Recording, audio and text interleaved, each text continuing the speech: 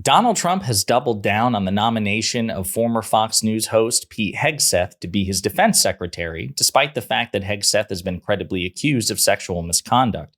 And in an act of both personal and professional bravery, a liberal Fox News commentator live on Fox News just advocated against her former colleague Hegseth, citing her own experience as a victim of sexual assault. But before we unpack all that, if you end up liking this video and you want to support the channel, please be sure to hit the like, subscribe, and alert bells before you go.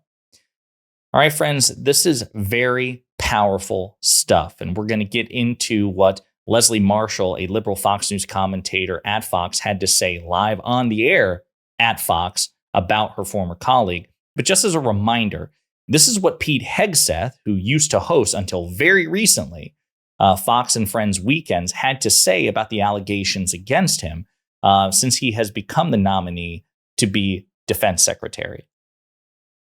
We take absolutely nothing for granted, and we welcome the opportunity to talk to any senator that wants to talk to us. Did you sexually assault a woman in Monterey, California? I have, as far as the media is concerned, I'll keep this very simple. The matter was fully investigated, and I was completely cleared, and that's where I'm going to leave it. Thank you very much. So that clip is from a few days ago. We actually discussed it in a previous video. And then during my recent collaboration with friend of the show and personal friend Luke Beasley, it was brought up again. And I just keep going back to the stunning non-answer there. He was asked a very simple question and he didn't say yes or no. He was like, well, listen, as far as you're concerned, we're not going to be talking about this because of blah, blah, blah. A lot of people pointed out that, well, that's not a denial. That is legalese to try to avoid some sort of, legal quicksand, which only raises further questions and increases skepticism against you, Pete Hegseth. So, as I said, Hegseth, and I'll give you a reminder and kind of an update about where his nomination is and the nature of the allegations against him. But since we're on the subject of Fox, and again, until recently, Hegseth was the co-host of Fox and Friends Weekend. He wasn't even part of the regular weekday lineup. He was like the B team. He was the second string quarterback of Fox and Friends. This is what, during a recent appearance on Howard Kurtz's Media Buzz, Leslie Marshall, who is a liberal Fox News commentator, much like Marie Harf and Jessica Tarlov, she's very good at what she does, she was asked about Hegseth's nomination. And we're going to play the full clip here. It's about 3.5 minutes long. It's very powerful, very sobering, and again, an act of both personal and professional bravery when you consider where she works and the fact that Hegseth is a former colleague and he and Trump are beloved by the Fox audience. But Leslie, Mediaite obtained this police report from California authorities from back in 2017 and says, Hegseth appeared very, very drunk. He got into a fight with Jane Doe. That's how she's being referred to, that she repeatedly said no. And a rape kit confirmed the sexual encounter. Again, Pete Hegseth says this was consensual. I dreaded talking about this today. I met Pete a long time ago. We spent middle of the night waiting to go on during 2016 before the election, and I like him as a person, with all due respect to my former colleague. We know that there were 3 cases of adultery for Pete Hegseth, and it is relevant, and the reason why it's relevant is Article 134 of the UCMJ considers adultery against the military, which the Department of Defense is part of. You can't lead an entire organization and all these people if you can't lead by example. 1. 2, I am a rape victim, and I can tell you there's a reason 1 in 10 rapes go unreported. And it's very difficult for a woman to go in and have a rape kit done.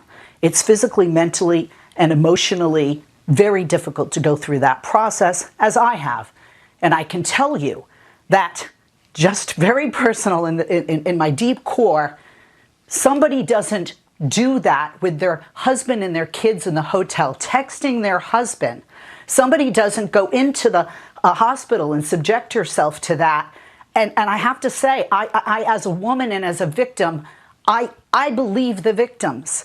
And this is a problem for me, the sexual impropriety. And then on top of that, although Pete has an incredible military career, he doesn't have the leadership career in the military that I feel the Department of Defense requires as their head. Well, one thing we know is that...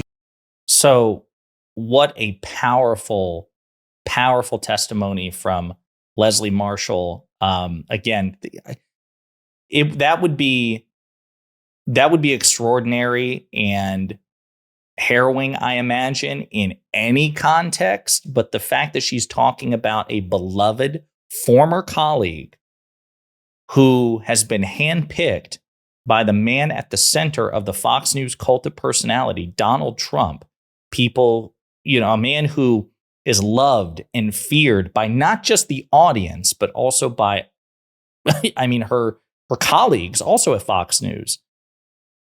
For her to say that, and to say both experientially and in terms of the allegations against him, I don't think he should be given this role. That's something. That's pretty powerful. And you know what? I will say, let's go ahead and finish the clip, give Howard Kurtz's response to this. Let's play it to the end. And then we will, again, I will give you an article rundown of where Hegseth's confirmation is, the potential jeopardy he's in of not being confirmed, and also a recap of where the allegations themselves stand. He didn't warn President Trump and his team about this, and Trump does not like to be surprised. But Ben, putting aside this 2017 episode, the media have also questioned how a TV guy, decorated soldier, absolutely, could manage this massive Pentagon bureaucracy, 2 billion people, soldiers around the world. Well, I think that's a huge question in terms of the demands on that job. I think that Pete perhaps would have been better off being nominated for something that was a little less demanding when it comes to that. But I have to respond to Leslie here. I hear what you're saying, I hear the concern there. We at this point in our lives, we have so many friends and we have so many connections with people who have survived similar circumstances that are so terrible. And I don't think that should be underestimated in the least in terms of how important it is. The fact that he did not disclose this is a problem. The fact that this is not something that he addressed earlier is a problem. I do have faith in Pete. I think he would be a good Secretary of Defense, but it is something that he needs to address, and I think that he deserves the opportunity to address it before the Senate and before the committees that are going to be hearing him going forward. It's something that he has to speak to in order to be confirmed. And Leslie, I appreciate your candor in describing your own personal experience that obviously was very moving and gives us a different perspective. Leslie? So, a couple of things here. Obviously, her co-host, I think it's Ben Dominic, if I'm not mistaken, he said, I want Pete Hegseth, or rather, he thinks that Pete Hegseth would be a good Secretary of Defense. There's no reason to believe that. Again, they all agree that experience and leadership experience in particular matters, but Pete Hegseth has none. Yes, he is a decorated war veteran, but so is the current Secretary of Defense, Lloyd Austin. But the difference is Austin also has administrative and leadership experience commanding large sums of soldiers. He wasn't merely a relatively low-ranking but brave, decorated soldier. He also climbed through the ranks and had more responsibility and management experience that Hegseth simply doesn't have. And I want you to know, again, before we dive into this article from New York Magazine, The Intelligencer, just consider this. How Howard Kurtz and Ben Dominic are doing their best to try to separate Trump from Hegseth. Reporting is that Hegseth misrepresented this to Trump or didn't disclose this to Trump. Maybe that's true, but why on earth should we assume that Trump would care about that? Consider the fact that Trump himself has been found liable for sexual abuse and defamation by a jury in New York, that he digitally raped, not to get too graphic, E. Jean Carroll in the 1990s. That's the word. Those are the phrases from the presiding judge in the case, that what Donald Trump did, according to the jury, colloquially, we would call rape. And it did not matter. It doesn't matter to Fox News hosts. It doesn't matter to Fox News viewers, many of them. It didn't matter at all. So why would we assume that Trump himself would have some sort of outrage about Hegseth, or why would Trump believe that this would at all be disqualifying from Hegseth, given that Trump is guilty of very similar behavior and he was just elected president of the United States? Food for thought. Let's get into some of the particulars here. Pete Hegseth's nomination at risk as police report emerges. On November 12th, Trump announced that he'd nominated Pete Hegseth, former Fox News host, ex-Fox News commentator, and former Army National Guard officer, to serve as Secretary of Defense in his incoming administration. Hegseth's selection was immediately met with skepticism, with critics pointing out to his lack of traditional military leadership experience, as well as his public push for pardoning service members accused of war crimes and against women serving combat roles. But 2 days after his nomination, it's emerged that the conservative TV host was accused of sexual assault many years prior.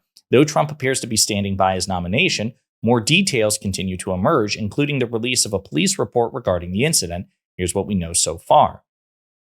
Vanity Fair reported on November 14th that the Trump transition team had received word that Hegseth had been accused of sexual misconduct back in 2017. A source told the outlet that Trump attorneys and his newly appointed chief of staff, Susie Wild, asked Hegseth about the incident, which he characterized as a, quote, he said, she said. The incident allegedly took place at the 2017 California Federation of Republican Women Conference in Monterey, where Hegseth was in attendance. According to the Washington Post, the transition team received a 4-page memo detailing an alleged assault by Hegseth of a 30-year-old female staffer for a conservative organization at the hotel, written by a friend of the victim in question. The friend claimed that the woman, whom she did not identify by name, attended the conference with her husband and children, and the woman had since signed a non-disclosure agreement with Hegseth. In a statement, Monterey confirmed that the local police department investigated an, quote, alleged sexual assault that occurred in 2017 between 11:59 p.m. on October 7th and 7 a.m. on October 8th at the One Old Golf Course Road, the location of the Hyatt Regency Monterey Hotel. The city did not list the name or the age of the alleged victim, but noted that they sustained bruises on their right thigh. A report was completed days later on October 12th. No charges were filed, and the woman's statement has not been made public. On November 20th, the full report from the Monterey Police Department was released, revealing additional details about the alleged incident between the woman and Hegseth. Per the report, law enforcement first got involved after a nurse reported a possible sexual assault after the woman, identified as Jane Doe, came into the ER and requested a rape kit exam. And that goes back to what Leslie Marshall was saying, that why on earth would a woman lying about this put herself through that sort of harrowing and embarrassing experience, right? I mean, imagine it's incredibly humiliating to go into a situation like that and to be exposed when you already feel victimized. Why would they do that? I digress. Doe told the police that she was at a sports bar attached to the hotel when she observed Hegseth acting inappropriate toward other women, describing him in a text as having a, quote, creeper vibe. Doe said she had an argument with Hegseth about his behavior, but that her memory then grew hazy. The next thing she remembered was being in an unfamiliar room with Hegseth with no recollection of how she got there. Doe told the police that she tried to leave the room, but that Hegseth blocked the door with his body. Doe added that she remembered saying no a lot. Then she recalled laying down on either a couch or with a bed with Hegseth over her, and his dog tags were hovering over her face. And then it gets into more sordid details there, which you probably just read, but we're not going to repeat here, but it gets very, very, very graphic. Through his lawyer, Hegseth has maintained that the 2017 encounter was consensual. Politor, who is Hegseth's attorney, confirmed that Hegseth agreed to pay the woman as part of a non-disclosure agreement out of concern that the incident becoming public would result in his immediate termination from Fox. The amount of the sum was undisclosed. What has Trump said? Despite the alleged assault coming to light, Trump appears undeterred in his selection of Hegseth. The New York Times reports that Trump told aides that he intends to stand by Hegseth following the reports of the 27 incident. Hegseth has vigorously denied any and all accusations, and no charges were filed. We look forward to his confirmation as the United States Secretary of Defense so he can get started on day one to make America safe and great again, incoming Trump Communications Director Stephen Chung said in a statement. However, there are reportedly concerns about the vetting, or lack thereof, of Hegseth prior to being nominated to Trump's administration. One source told Vanity Fair, quote, he wasn't vetted. Another source said to the Washington Post, quote, there's a lot of frustration around this. He has not been properly vetted. In an interview on Meet the Press, Republican Senator Mark Wayne Mullen was asked if the reports could impact Hegseth's chances of being confirmed.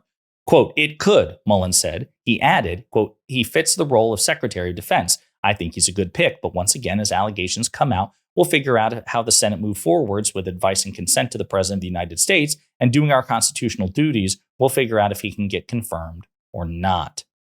So there is a chance that this scandal much like the Mackgate scandal, could prompt Hegseth from withdrawing his own name. However, I want to remind you that while that is possible, consider this.